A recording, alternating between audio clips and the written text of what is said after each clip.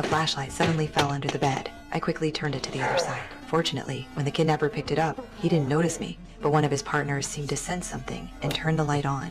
I was frozen with fear, staring at the kidnapper just inches away. My heart nearly stopped. Even my toes were clenched tight. Luckily, they were all looking at the bed. It turned out the leader was lying on the bed. When they broke in, my boyfriend hurt him. The boss, getting stabbed, meant my boyfriend was probably dead. I couldn't help but shed a tear, but quickly closed my eyes, afraid the tear might fall onto the floor. Just when I was nearly hopeless, the chance came. The henchmen were sent to clean up the blood, leaving only Jack in the room with the boss. Jack, seeing the boss in pain, was about to look up healing methods online when my bag dropped to the floor. I saw the phone inside, and a glimmer of hope sparked inside me. I grabbed the stick, ready to peek out, but Jack suddenly looked over at me. I froze, not daring to move. Thankfully, Jack was just talking to the boss, not noticing me. I couldn't waste any more time, carefully stretched the stick out and slowly moved towards the bag. When I finally touched the bag, the stick was too thick. It couldn't catch the strap. I felt helpless, but success was within reach. I didn't want to give up. Seeing Jack distracted, I made a bold decision. I gently put down the stick, held my breath, and crawled out. Right under the noses of the two kidnappers, I successfully grabbed the bag. I quickly took out my phone to call the police,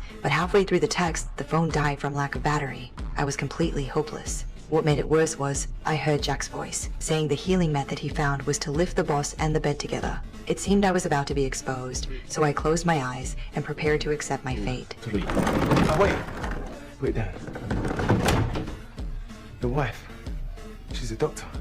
Then I realized someone was still alive in my boyfriend's house. Soon, a woman was brought in. She seemed to know about my secret meetings with my boyfriend and accidentally dropped her watch on the floor. When she crouched down to pick it up, she saw me under the bed. But now, I was the only one who could save her family. She pretended to stay calm, stood up, and began stitching up the boss's wound. But the henchmen were watching too closely, and neither of us found a way to escape. In the end, I had to stay hidden under the bed while she was taken to another room. She and my boyfriend were both tied to the bed, while my boyfriend's father wore a suit, and the kidnappers even helped him put on a tie. It turned out they planned to use his position as a bank manager to rob the largest bank in town. After the father was taken away, most of the kidnappers left to execute the plan. Only the boss remained in the room. I waited for the bed to stay still, thinking the boss had fallen asleep, ready to take a peek, but Jack suddenly walked in. Fortunately, he didn't notice me, but the conversation that followed made my eyes widen in terror.